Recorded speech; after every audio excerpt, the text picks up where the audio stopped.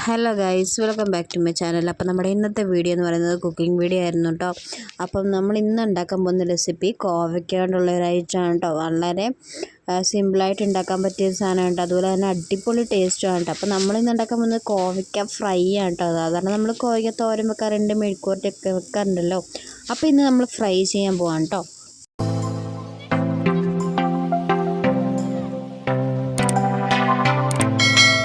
നമ്മുടെ വീട്ടിൽ തന്നെ ഉണ്ടായിരിക്കുന്ന കോവയ്ക്കയാണ് കേട്ടോ. നല്ല നാടൻ കോവയ്ക്കയാണ് കേട്ടോ. അപ്പോൾ ഇതിന് മുമ്പ് നമ്മുടെ വീഡിയോയിലൊക്കെ നമ്മൾ ഈ ഒരു കോവയ്ക്ക കാണിച്ചിട്ടുണ്ട് കേട്ടോ. സാധാരണ കോവയ്ക്ക പോലെയല്ല, ഇത് ഭയങ്കര വണ്ണം വെക്കുന്ന ഒരു കോവയ്ക്കയാണ് കേട്ടോ.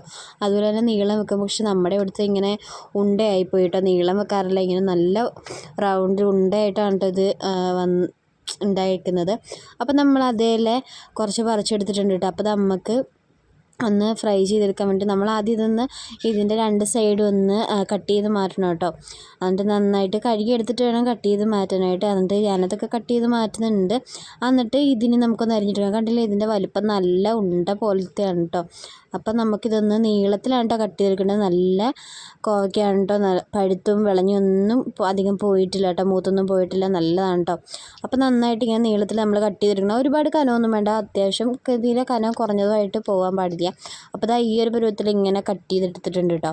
അപ്പോൾ ഞാനിതൊരു പാത്രത്തിലേക്ക് മാറ്റിയിട്ടുണ്ട് കേട്ടോ. എന്നിട്ട് നമ്മൾ ഇതിലേക്ക് മസാലപ്പൊടി ചേർക്കാം. മഞ്ഞൾപ്പൊടി, മുളക് പൊടി,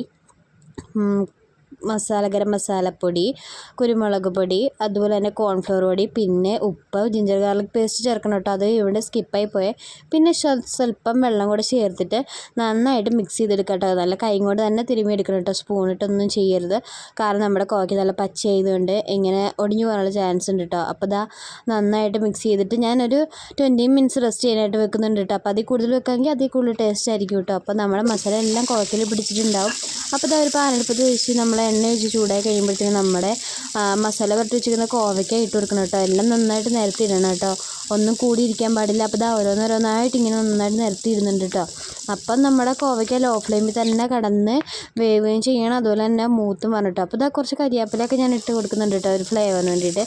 അപ്പോൾ ഒരു സൈഡൊന്ന് മൂത്ത് കഴിയുമ്പോഴത്തേനും ഞാനൊന്ന് മറിച്ചിട്ട് ഇങ്ങനെ ചെയ്യുമ്പോൾ നമുക്ക് എല്ലാ സൈഡും ഒരേപോലെ മൂത്ത് കിട്ടും കേട്ടോ. അല്ലെങ്കിൽ പിന്നെ സൈഡൊന്നും മൂക്കില്ല.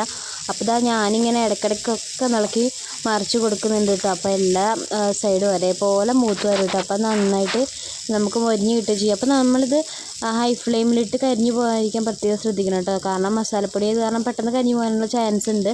അപ്പോൾ നന്നായിട്ട് ലോ ഫ്ലെയിം വെച്ച് ഇടയ്ക്കിടയ്ക്ക് ഒന്ന് ഇളക്കി കൊടുത്ത് ഞാൻ തിരിച്ചും മറിച്ചൊക്കെ ഇട്ട് ഫ്രൈ ചെയ്തെടുക്കുന്നുണ്ട് കേട്ടോ. അപ്പോൾ നമ്മുടെ കോവയ്ക്ക ഇവിടെ ഫ്രൈ ആയി വന്നിട്ടുണ്ട് കേട്ടോ. ഒരുവിധം മൊരിഞ്ഞ് വന്നിട്ടുണ്ട്. അപ്പോൾ നന്നായിട്ട് മൊരിയേണ്ടവർക്ക് വേണമെങ്കിൽ അങ്ങനെ എടുക്കാം, അല്ലാത്തവർക്ക് അവരവരുടെ ഇഷ്ടം പോലെ എടുക്കാം കേട്ടോ. അപ്പോൾ നമ്മുടെ കോവയ്ക്കയുടെ റെസിപ്പി ഇത്രയൊക്കെ ഉള്ളൂ കേട്ടോ. അപ്പോൾ നല്ല അടിപൊളി ടേസ്റ്റാണ്, മസ്റ്റ് ട്രൈ ചെയ്യണം. അപ്പോൾ എല്ലാവരും ഉണ്ടാക്കി ട്രൈ ചെയ്യണം കേട്ടോ. വളരെ സിമ്പിളല്ലേ. അപ്പോൾ ഇത്രയുള്ളൂ കേട്ടോ നമ്മുടെ വീഡിയോ. അപ്പോൾ മറ്റൊരു വീഡിയോയിലൂടെ കാണാം. Bye, see U.